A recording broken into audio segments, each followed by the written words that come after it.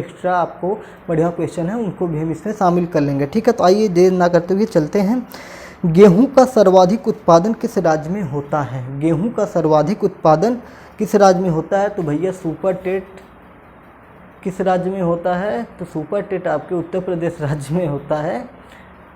Sorry, super TET जो उत्तर प्रदेश का super TET होता है, यहाँ पे बहुत कठिन परीक्षा होती है आपके शिक्षक भर्ती प्रक्रिया जो कि मतलब होती है। तो आइए, तो ये आपका गेहूं का, मैं ये इसलिए बता रहा हूँ कि इससे आपको याद रहेगा कि ये विवादित है। सुपर टेट जो उत्तर प्रदेश का ये विवादित रहा है, तो इससे आपको याद रहेगा कि गेहूं का सबसे ज़्यादा उत्पादन कौन सा है? तो उत्तर प्रदेश राज्य है। ठीक है, अगला क्वेश्चन हमारा है, ऋतुओं के आधार पर फसलों को कितने वर्गों में बांटा गया है और वे कौन कौन से हैं? तो ऋतुओं के आधार पर फसलों को 3 वर्गों में बांटा गया है और ये रबी की फसल, खरीफ की फसल और जायद की फसल होती हैं। मतलब ऋतुओं के अनुसार भारत में फसलों को कितने भागों में बांटा गया? तो 3 भागों में बांटा गया है जो कि आपका रबी की फसल हो गया, खरीफ की फसल हो गया और जायद की फसल हो गया। ठीक है, भारत में गन्ना का उत्पादन सर्वाधिक कहाँ होता है? तो भारत में गन्ना का उत्पादन उत्तर प्रदेश में होता है, सुपर टेट वाले में होता है। ठीक है, तंबाकू के उत्पादन में भारत का विश्व में कौन सा स्थान है? तो साथियों, तंबाकू के उत्पादन में भारत का विश्व में तीसरा स्थान है। तंबाकू के उत्पादन में भारत का विश्व में तीसरा स्थान है। भारत में चाय का सर्वाधिक उत्पादन किस राज्य में होता है? तो असम राज्य में होता है। बचपन से पढ़ते हुए आए हैं, भारत में चाय का उत्पादन सबसे अधिक असम राज्य में होता है। दुग्ध उत्पादन एवं डेयरी विकास की किस क्रांति से संबंधित है? तो श्वेत क्रांति से। ठीक है, दुग्ध उत्पादन एवं डेयरी विकास आपकी श्वेत क्रांति से संबंधित। अगर पूछा जाए कि श्वेत क्रांति से क्या तात्पर्य है, तो श्वेत क्रांति दूध उत्पादन से है। ठीक है, दुग्ध उत्पादन से है या डेयरी विकास से। ठीक है, गुलाबी व नीली क्रांति का संबंध किससे है? गुलाबी व नीली क्रांति का संबंध किससे? तो गुलाबी क्रांति का संबंध होता है झींगा उत्पादन। गुलाबी क्रांति का संबंध होता है झींगा उत्पादन को बढ़ावा देना तथा नीली क्रांति का संबंध है मत्स्य उत्पादन को बढ़ावा देना। ठीक है, देश में चांदी का सर्वाधिक उत्पादन कहाँ होता है? तो राजस्थान में होता है। सर्वाधिक चांदी का उत्पादन आपका राजस्थान में होता है। ठीक है, गुलाबी क्रांति क्या होती है? झींगा उत्पादन से। नीली क्रांति मत्स्य उत्पादन से होता है। और चांदी सबसे ज़्यादा कहाँ होता है भारत में? तो राजस्थान में उसका उत्पादन होता है। कोयले का सर्वाधिक उत्पादन राज्य किस राज्य में होता है? अक्सर लोग झारखंड और बिहार मार देते हैं, यही गलती हो जाती है। सबसे ज़्यादा उत्पादन राज्य छत्तीसगढ़ में होता है। ठीक है, सबसे ज़्यादा उत्पादक राज्य कोयला का कहाँ होता है? तो छत्तीसगढ़ में होता है। ठीक है, भारत का पहला नाभिकीय ऊर्जा विद्युत गृह की स्थापना कहाँ और कब की गई? भारत में पहला नाभिकीय ऊर्जा विद्युत गृह की स्थापना तारापुर, महाराष्ट्र। भारत में सबसे पहले नाभिकीय ऊर्जा विद्युत गृह की स्थापना तारापुर, महाराष्ट्र में वर्ष 1969 में की गई थी। कब की गई थी? वर्ष 1969 में की गई थी। देश में राउरकेला इस्पात संयंत्र कहाँ और किसके सहयोग से स्थापित किया गया है? देश में राउरकेला इस्पात संयंत्र कहाँ और किसके सहयोग से स्थापित किया गया है?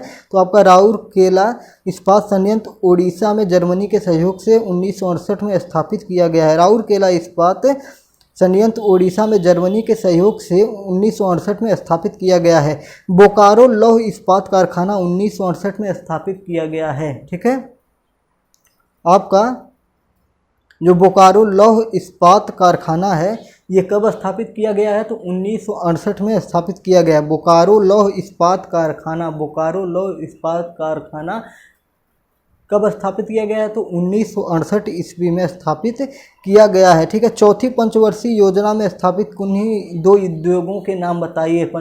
ठीक है, तो चौथी पंचवर्षीय योजना में सलेम इस्पात संयंत्र जो सलेम तमिलनाडु में है। ठीक है, और विशाखापत्तनम इस्पात संयंत्र जो हासपेट आंध्र प्रदेश में है। ठीक है, अगला क्वेश्चन, भारत में सर्वाधिक संख्या किस जनजाति की है?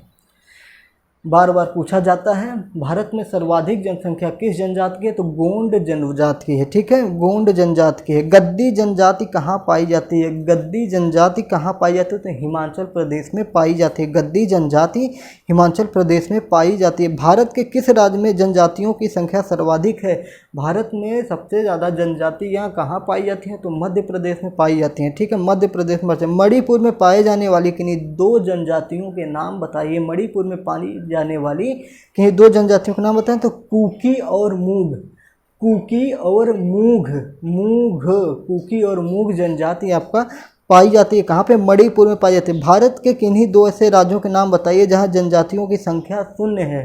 मतलब भारत के, हंसी आ जाएगी ये क्वेश्चन सुन के, भारत में कौन सा ऐसा राज्य जहाँ पे जनजातियाँ नहीं पाई जाती, मतलब शून्य है, शून्य का स्तर है।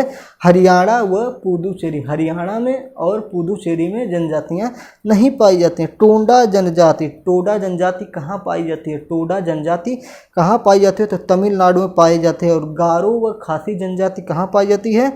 तो ये मेघालय में पाई जाती है। गारो और खासी जनजाति कहाँ पाई जाती है? मेघालय में पाई जाती है। ठीक है, ये जनजातियों के महत्वपूर्ण क्वेश्चन थे, तो इसको मैं थोड़ा सा रिपीट कर देता हूँ। या हमारे अभी 80 क्वेश्चन क्लियर हो गए हैं, तो अब जो महत्वपूर्ण क्वेश्चन उनको मैं थोड़ा रिपीट कर दे रहा हूँ जो पिछले हैं।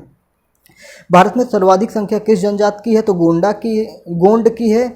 गद्दी जनजाति कहाँ पाई जाती है? तो हिमाचल प्रदेश में पाई जाती है। भारत के किस राज्य में जनजातियों की संख्या सर्वाधिक है? मध्य प्रदेश में है। मणिपुर में पाए जाने वाली किन्हीं दो जनजातियों के नाम बताइए। कुकी और मूघ है। मणिपुर में पाई जाने वाली किन्हीं दो जनजातियों के नाम बताइए। तो कुकी और मूघ है। भारत के किन्हीं दो ऐसे राज्यों के नाम बताइए जहाँ जनजातियों की संख्या शून्य है। तो हरियाणा और पुदुचेरी में जनजातियों की संख्या शून्य है। टोडा जनजाति कहाँ पाई जाती है? तमिलनाडु में पाई जाती है। टोडा जनजाति कहाँ पाई जाती है? तमिलनाडु में पाई जाती है। गारो व खासी जनजाति किस राज्य में पाई जाती है? तो मेघालय राज्य में गारो व खासी जनजाति पाई जाती है। एक बार हम महत्वपूर्ण क्वेश्चन आपको रिपीट करवा दे रहे हैं। ठीक है, भारत का आकार कैसा है? तो चतुष्कोणीय है। ठीक है, भारत का आकार चतुष्कोणीय है। ठीक है, कर्क रेखा भारत के कितने राज्यों से होकर गुजरती है? तो 8 राज्यों से कर्क रेखा होकर गुजरती है। ठीक है, 8 राज्यों से होकर कर्क रेखा गुजरती है। ठीक है, भारतीय मानक समय व ग्रीनविच समय में कितना अंतर होता है? तो 5.5 घंटे का अंतर होता है। भारत की कौन सी पर्वत श्रेणी नवीनतम पर्वत श्रेणी? तो हिमालय पर्वत श्रेणी नवीनतम पर्वत श्रेणी है। नीलगिरी की पहाड़ियाँ कहाँ पे इनकी मिलन स्थली क्या है? तो आपकी नीलगिरी की पहाड़ियाँ जो है पश्चिमी घाट व उत्तर पूर्वी घाट इनकी क्या है कि मिलन स्थली है। ठीक है, नीलगिरी पहाड़ियाँ जो है पश्चिमी घाट व पूर्वी घाट की मिलन स्थली है। ठीक है, भारत में सबसे प्राचीन वलित पर्वतमाला कौन सी है? भारत में सबसे प्राचीन वलित पर्वतमाला कौन सी है? तो अरावली पर्वतमाला जो आपकी है भारत में सबसे प्राचीन वलित पर्वतमाला। सुंदरवन का डेल्टा कौन सी नदी बनाती है? तो गंगा व ब्रह्मपुत्र नदी सुंदरवन का डेल्टा बनाती है। बंगाल का शोक किस नदी को कहा जाता है? दामोदर नदी को बंगाल का शोक कहा जाता है। भारत की जलवायु कैसी है? तो उष्णकटिबंधीय जलवायु है। यमुना नदी कहाँ से निकलती है? यमुनोत्री हिमानी से निकलती है। दामोदर नदी कहाँ से निकलती है? छोटा नागपुर पठार से निकलती है। कहाँ से? छोटा नागपुर पठार से निकलती है। मैंने पिछले क्वेश्चन में छोटा नागपुर बोल दिया है, जो पढ़ाया है मैंने वहाँ पे, इसको थोड़ा क्लियर कर लीजिएगा।